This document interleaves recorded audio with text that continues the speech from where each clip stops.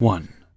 I'm female, 39, and have always had these strange, macabre, and paranormal around me. I'm the person people call when shit goes sideways, and things bump in the night. I've always been able to see the dead, hear them and so many other things, and lived in active places, or sought them out. And I always help others when I can.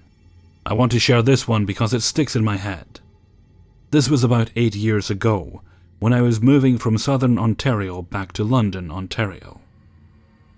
A great friend of mine and his wife were letting me rent their empty house from them, and since I had not seen it in some years, they offered for me to meet up with his wife, we'll call her Trudy, and look through the old place. I went there with a few of my girlfriends who, like me, are very sensitive to things. We will call them Lorraine, Sandy, and Stacy. We also had Stacy's daughter Lisa with us, who is also sensitive. So we get there. And this is an older home, older neighborhood. Nice little 2-story house, great yard, all fenced in with a big old tree. We get out of Stacy's car and it takes me a minute, but something was not right. It felt cold even though it was late summer. Yes, Canadian summers are warm. And like there was a fog around the house. As the others get out of the car, I look up to the 2nd-story window and see a shadow pass by.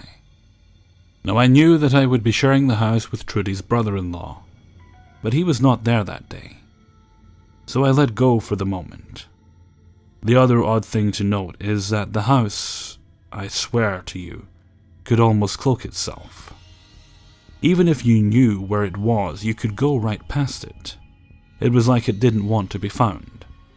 This would happen the whole time I lived there. Friends would miss it. I would, cabbies, and so on. Lorraine, who is basically my spiritual sister, looks up then and looks at me scared. She asks if someone was home. I told her no. She then asked who is the old lady in the window upstairs. I say we will find out, I guess. Lisa is running around the backyard with her mom, and they both come back asking about the woman they could see in the window as well. Again, I tell them, I have no fucking clue. This was going to be fun. So Trudy finally gets there and lets us in. Now the house had not been lived in for over a year, and her brother-in-law had only been there about 2 weeks. So the place needed a lot of work and clearing out. We went through the house, and the basement had someone in there. You could see it dart around the corners, but it seemed playful, no evil feelings. But the main floor, when you walked in, it was right into the living room, and you could see into the bathroom right away. And as we did, we saw this old woman who just looked like she never smiled for 100 years. Look at us and then go up the stairs. Needless to say, Lisa refused to come into the home. Her mom, Stacy, looked at me and said, "You need to be careful living here," and went out with Lisa. Lorraine and Sandy stayed and explored with me, but they were not happy being in there. As I get the tour, Trudy and I are upstairs talking alone. She is sitting on one bed while I am leaning half in, half out the door. As we talk, something starts pulling at my hand and touching my shoulder. I thought it was one of my friends fucking with me as we would always do. But I look and nothing is there. I turn to Trudy to ask her when she is going to tell me about the ghost in the house. She went white, and then told me she didn't know I could see them, and that when she was pregnant with their first child, she was sleeping in the basement and woke up to a man above her rubbing her belly. But she had also said there was an old woman who hated the kids, and she could not really leave them in the house alone because she would try to scare them. Lorraine and Sandy walked through the house and were getting touched, poked, and finally had enough and went outside. So skip forward to when I moved in. I was cleaning the place and setting up to settle in for at least a year. The old woman kept trying to show up and would just glare at me and anyone helping. I had enough of her and set down the ground rules that she was allowed to stay, but needed to leave me and mine alone or she would be made to leave. She backed the hell off when it came to me, but she didn't stop 100%. But I will come back to that. The playful one was a male. And Christ, he was an ass, but in a fun way. I would nap on the couch after work and wake up to find all my cupboards open wide. Sometimes I would tell him to please close them back up, and he would slowly. He also loved to move things. You would put your cup down, walk away for a few minutes, and find it in another room. But my favorite thing he did was when I had a friend visiting from British Columbia for a few days. She loved her one tarot deck and brought them to show me. Well, when she slept that night and woke up, her deck was gone. We went on a hunt and found them where no one could have put them without great effort. I had this big massive table that I had to wedge into the corner between the wall and fireplace. These cards were found on the chair under the table, right up near the wall in the far corner. The only way to get there would have been to move all 8 chairs and the damn table. This would have taken a good 15 minutes and made a lot of noise. That was what we needed to do to find them. But he was fun and never did any harm, just liked messing with people and moving your shit around. He stayed away from my roommate, but every so often he would come and ask me for something that had gone missing.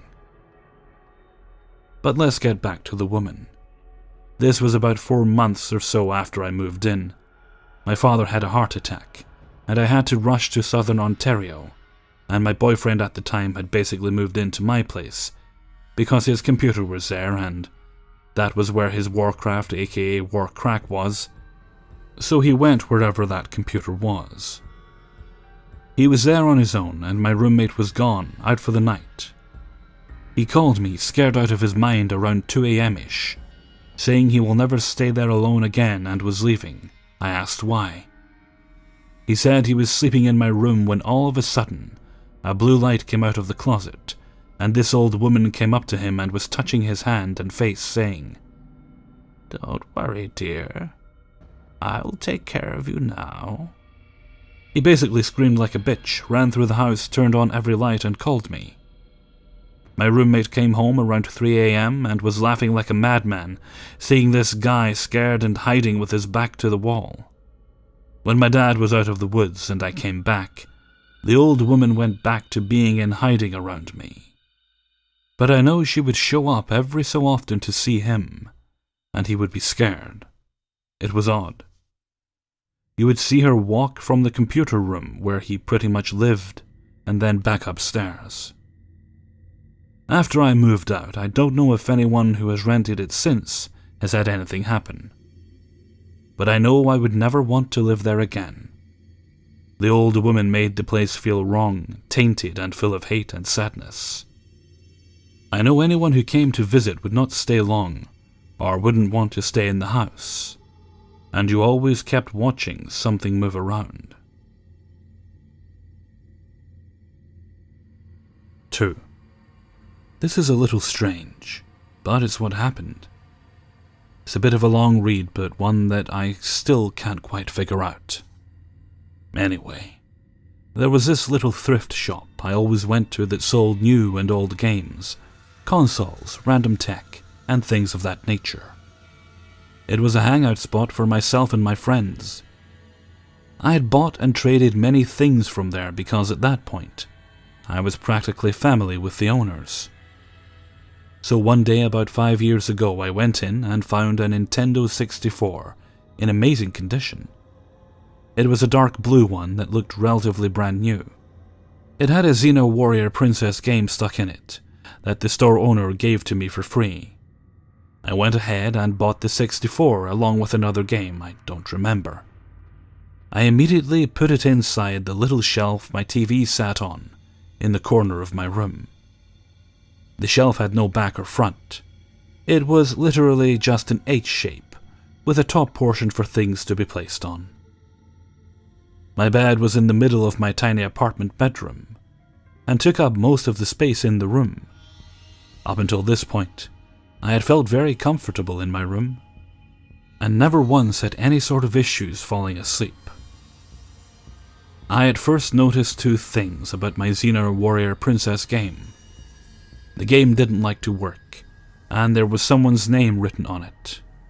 The name was scratched out and written sloppily on the cartridge in pen. I assumed some little 12-year-old had written it. It turned out the game never worked again once I'd finally gotten the thing to run. Well, the novelty of my new 64 quickly faded, and I began to forget it was there. I left it alone for so long. When strange things started happening in my room, I at first did not believe the two were connected. Little did I know that I'd bought more than just a new toy. One night I was laying in bed trying to sleep and felt a strange, overwhelming sense of being watched. My eyes instantly snapped to the corner of the room above my TV, almost of their own volition. I was laying in the dark, focused on the point at which the walls came together in that corner. I don't know why, but I felt suddenly very nervous, and I remember my heart had begun to pound. The lights outside were coming in through my heavy curtains, but it still seemed like that light just didn't reach that corner of my room. It was so black, so dark, and it just seemed to get darker. It seemed for a moment that the darkness in the corner was growing, and it scared me so bad I jumped out of bed and threw open my door, and turned on the light in less than a second. I hadn't made a single verbal noise through the whole ordeal. I stood in my open doorway, eyes wide and staring at that corner like a crazy person. I played on my phone with my door wide open, thankful that the kitchen light came filtering in. At that point in time, I couldn't stand sleeping with my door open. I liked the dark and silence, but I couldn't do it that day. A few nights later, a different kind of incident occurred. I was playing on my phone in bed, and suddenly, I got very emotional and just instantly started to cry. I all of a sudden thought of my brother and texted my friend in near hysterics. She didn't really know how to respond, and I didn't know what had spurned such a thing. As quick as the feeling had come, it was gone, and I was left perfectly peppy, like I hadn't been sobbing like a baby. My brother was fine, I was fine, and my friend was confused. Still, I can't explain the sudden and shocking sadness. The very next night, I remember I was almost asleep when I suddenly began to shake like I was cold, and my eyes began to water. No, I wasn't sad. I was suddenly very afraid. Just writing this encounter makes my eyes water, and I can't quite explain that either. I had my back to my TV and was curled up facing my closet. My heart began to pound again, and this time, I felt like I was getting ready to be pounced on or attacked. I shot out of bed and went and slept with my mother at 17 years old for 2 days straight. I didn't understand what was going on. From that point on, I had trouble sleeping and developed a strange, painful stomach problem. I began to have night terrors for the first time in my life, and I could swear that no matter what way I was facing in my room, someone was behind me. My dreams were filled with me running through streets, being chased by someone I never saw. I remember waking many nights at around 3 or 4 in the morning to the feeling of falling. My stomach condition got so debilitating, I was taken to a large hospital a few hours away for some serious testing. After a week of tests, MRIs, and other invasive procedures, the doctors couldn't tell me what was wrong. At first they'd assumed Crohn's disease or something, diabetes or even worse. But those were all guesses. In the end, they said a probable cause might have been an infection of the small intestine, but again, they didn't know for sure. Due to my new and sudden stomach illness, I was confined to my room. I spent a lot of time in there, and somehow, I got to the point where I wouldn't leave my room for days. I ended up missing about 30 days of school that semester alone. One morning, these strange events took a turn for the absolutely strange and slightly horrifying. I woke up one day to play on my phone before school, and noticed a black video in my media folder on my phone. I played the video and was at first very, very confused. I saw something yellow in the video, and the camera was being held like someone was too weak to keep it still. I was confused at not only the content, but the location. Where was this? What was I looking at? When I finally understood what I was seeing, my heart dropped and I felt very violated. It was a video recording of me, but it wasn't being taken by myself. It was a video of me getting ready for school in the morning. The timestamp was at somewhere around 6:30 a.m. on a Wednesday. Not only was my mother always asleep at that time, I never had friends over on school days. The camera wasn't even focused on my face, it was focused on my legs and hips, and my face made an appearance only when I bent down to mess with something on a different shelf. But what made this video so horrifying was that it was being filmed from behind my TV stand. This video was being shot as if someone had somehow managed to stick their arm in between the shelf and the wall, and turn on the camera just so that the sides of the shelf walls from within were just barely visible like a window. It was an old LG touchscreen, the kind you actually had to push on, as it didn't work on heat. It was slowly bobbing up and down, like whoever was filming it was weak. It ended with a sound like scraping, and was only about 10 seconds long. I was so shocked that I marched right up to my mother and made her watch it. She didn't know what to make of it. She was religious, so she believed me, but immediately wanted me to get rid of it. I was scared, so I did. I wish I hadn't, but I'd probably obsess over it if I'd kept it now. It was only as I sat on my bed replaying the video again and again in my mind that I looked over at that corner and realized exactly where my phone had been recording me from. It had been recording me as if it was hovering above the Nintendo 64. It all made sense and horrified me. I called my friend to come and get me the very next day, so I could give the damn thing back to the store I bought it from. She insisted that I was being silly, and thus took it to her house. The activity she experienced, from her accounts, was even stranger than what happened to me. She put the Nintendo 64 in her laundry room, on a shelf that sat above a clothes rack. It was the very night she took it home that her entire household heard a loud thud that scared the animals. They found a hammer that had been neatly placed behind the detergent, somehow across the laundry room. She told me for the week that she had it, that she didn't feel safe in the hallway from the laundry room leading to her bedroom. She felt like someone was watching her, and told me that she heard a child's voice call out from the hallway closet. I was actually incredulous, not believing the activity myself. So like a dumbass, we spent the night at her house. Much to my horror, I heard the questioning child's voice call from the hallway closet as I'm sitting on her bed. There are no children or pets that could make that noise in her home. Also, the hallway closet is filled to the brim with towels and cleaning supplies. And I swear to you that no one, not even a cat, could fit in there. I decided it was a good idea to use the toilet by myself at 2 a.m., which is directly across from the closet, and felt like I had to run to the bathroom or I'd be hurt. The moment we woke up the following day, we fearfully put the thing in a bag and literally told the store owner, "This thing's haunted, I don't want it, I don't want my money back, just take it." We left it. My stomach problem disappeared and I've never felt anything like that again.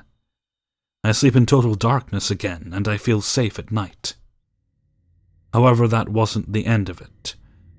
The 64 seemed to have permanently stirred up activity in my friend's house, because now we still hear that child. The hallway remains a place of fear and the back room still has strange goings-on. But the worst part of it all is that cameras will take pictures of me for no reason at all, still 5 years later. My best friend's phone, if she's walking behind me, will randomly take photos of my back, bottom, legs, or side profile. A stranger I'd met at school became my lab partner, and as we sat together performing a lab, she pulled out her phone to use it as a calculator. She frowned, and I asked her why. And it turned out her phone randomly started taking pictures of me. One time I had 2 friends with me, and both of their phones again took a picture of me. I guess because I hate myself, I decided to go to a real haunted house. You can imagine what happened. People's phones began taking pictures of me. A woman came up to me and told me she'd seen something following me that very same day. Well, that's my story. Me and the haunted Nintendo or haunted game cartridge, I'm not sure. Weird things still happen, but the events have luckily subsided. Not only do I refuse to ever enter a haunted location again, if I see a hand-me-down item with a name on it, you can sure as hell bet I will not touch it with a 10-foot pole. 3. This story is one that happened to me earlier this month, March of 2017, while volunteering in Washington, D.C.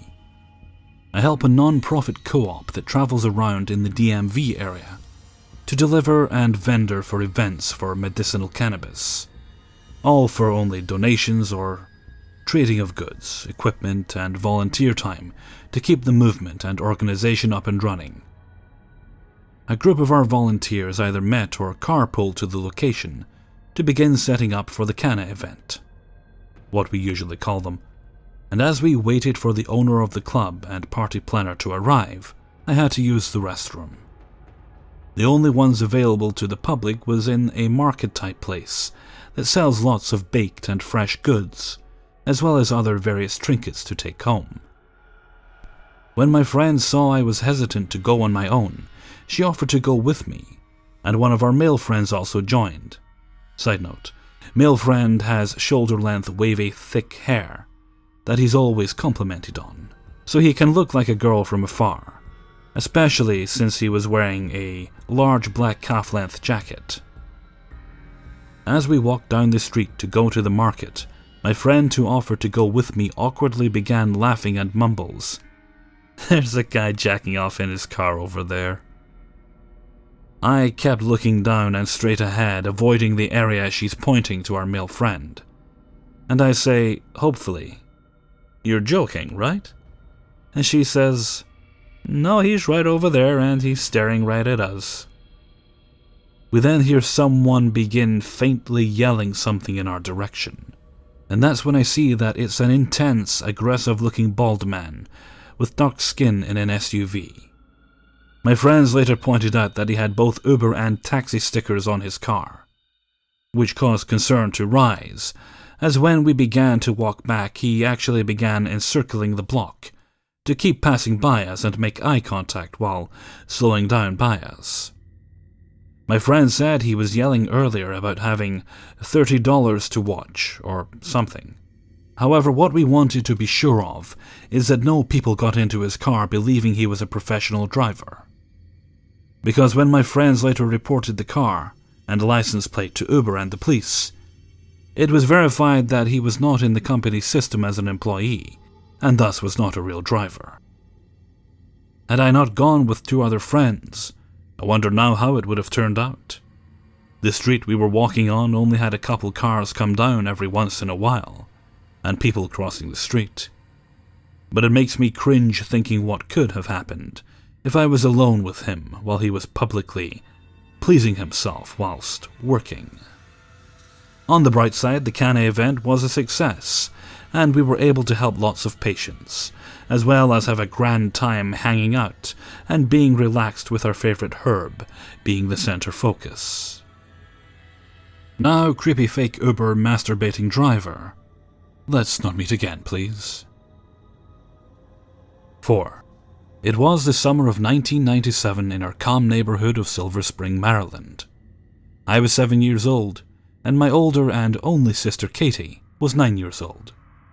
Katie and I were your typical suburban outside all day, dirt on your face adventurous kids. We were lucky to grow up in the 90s, where instead of being on a fucking iPhone, you could have all the fun in the world with just a stick, a rock, and an imagination. My sister and I would make up games, catch lightning bugs, or as some call it, fireflies, and most of all, spent hours upon hours in the creek down the street from our house. During this one particular day in '97, our friends Brittany and Chris were over at our house. Brittany was also 9 like my sister, and Chris was 7 like me. A month earlier, we all 4 had built our own secret hideout fort in the creeks. So, like always, we went to go play in those areas. Now, to get to this fort, you need to travel through the creek in a very specific way. One path you need to cross involves venturing through an open storm drain. So basically, just a short and simple tunnel. I was leading the way with Chris by my side. Katie and Brittany were following behind, giggling and talking about their beanie babies or some shit.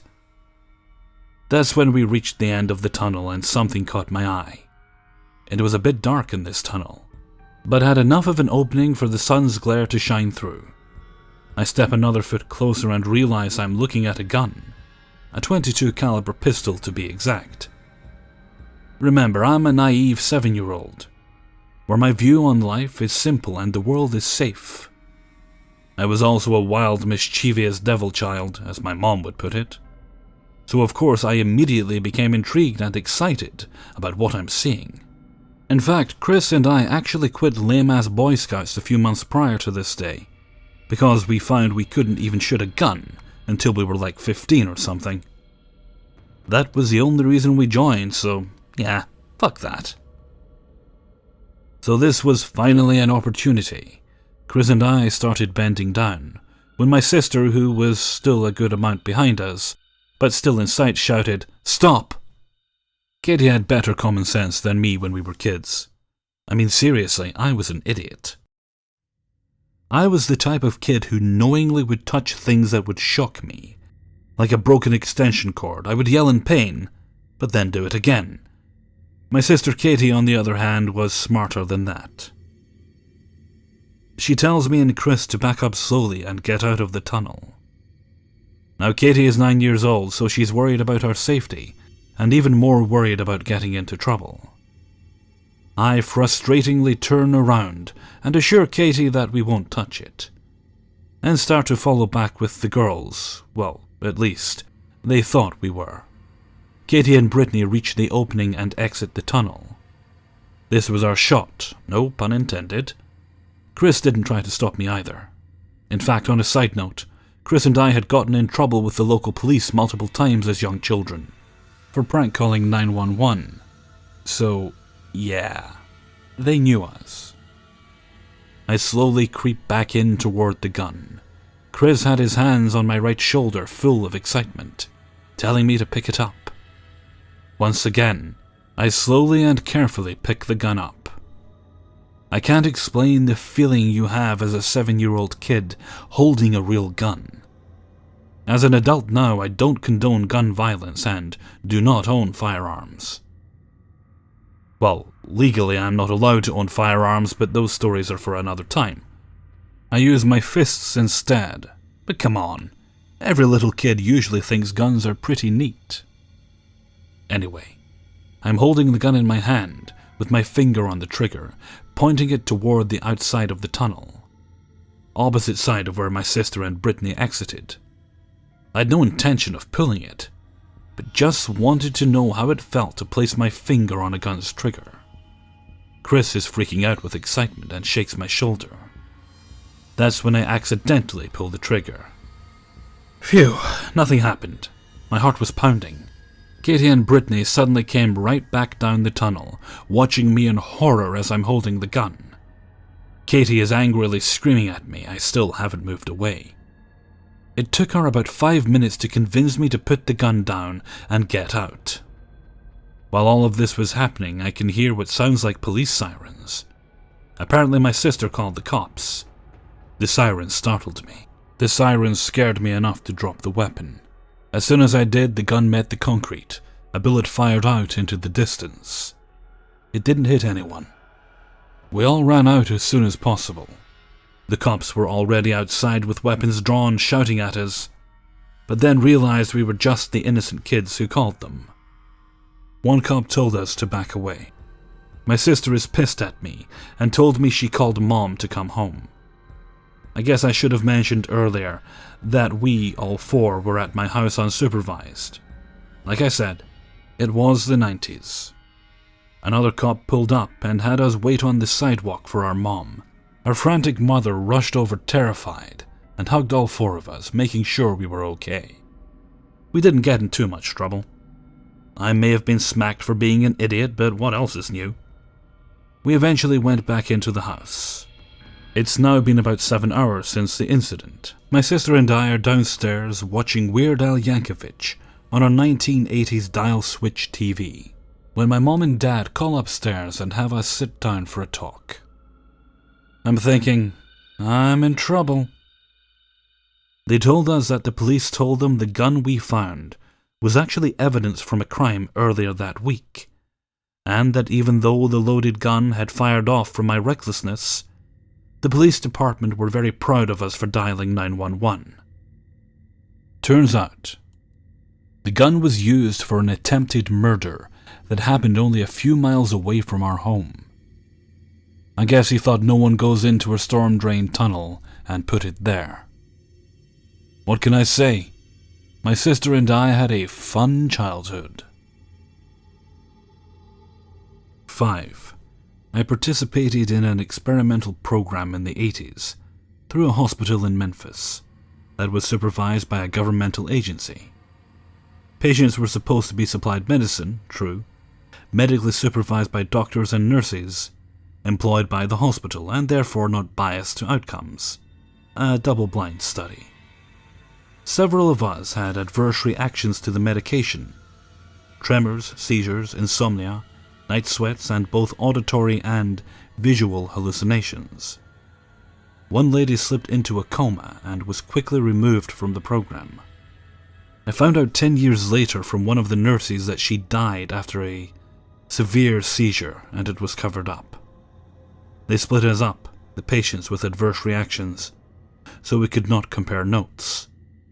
I was sent to a mental institution, and my doctor was told I was brought into a different hospital via ambulance, in 5-point restraints as well as sedated. I was labeled as a dangerous psychotic patient. They diagnosed me with schizophrenia moderate to severe, and manic depression with severe mood swings. These days that diagnosis would be bipolar. I was informed because of my delusions of this so-called experiment, which never took place, and my actions that I was a danger to myself and a danger to society. I was an inpatient 3 years. 3 years of my life. I was never paid for participating in the experimental program as promised, since it did not exist. And I never found out the name of the medication that, to this day, still causes dizziness, blackouts, sleepwalking, and occasional insomnia. Sometimes nervous tremors, but eventually the seizures stopped. I can't sue, of course, since the program was a delusion, but note this. My 3-year stay was paid for by Medicaid. I never even applied for Medicaid. I have searched for other members of the experimental program to no avail. I thought I recognized one person, a male, several years ago, but he became very agitated and would not speak to me, even jerking his arm from my grasp and hurrying away. The nurse is the only person I encountered again that would even speak to me, and she, obviously, was very uncomfortable. I only saw her that once, but that confirmed to me that this did take place and was not in my head. I know I will never be compensated, but I still want answers. Why did I have to be institutionalized 3 years of my life? What was the medicine or drug? What was the purpose of this experiment? If anyone reads this that was involved in this program in Memphis in the late 80s and can help me find answers, please respond here, and I will get my email to you, and please be careful. I feel like I am taking a risk even discussing this. The pseudo-patient experiment mentioned in a conspiracy theory video brought everything flooding back to me. I can't help but wonder how many other cover-ups like this have happened and have been swept under the rug. Hey everyone, Hellfreezer here, and thank you very much for listening to 5 True Scary Subscriber Stories, episode 42. I would like to say thank you very much to everybody who sent a story in for this video. If you have a story yourself, then please do. You can send it to kingofthecities@gmail or googlemail.com. You can send it over there and it'll get to me. And the email's actually in the description of every single video anyway. Just click where it says show more, scroll down to the bottom, and there's the email there. Of course, usual rules apply. You have to at least be old enough to have a YouTube account, and that's 13 years old. And if you are under the age of 16, you do need to get permission from your parent or guardian before you send your story. If you're 16 or over, then send away. I think by 16 you're old enough to decide if you want to send a story in or not. I'd also like to say thank you very much for all the very kind feedback you left me on the neckbeards in the wild video. I've been very happy with how these videos have done. They don't do as well, the newer, more experimental videos I'm doing, they don't do quite as well as the regular ones that I'd usually put out on a Sunday.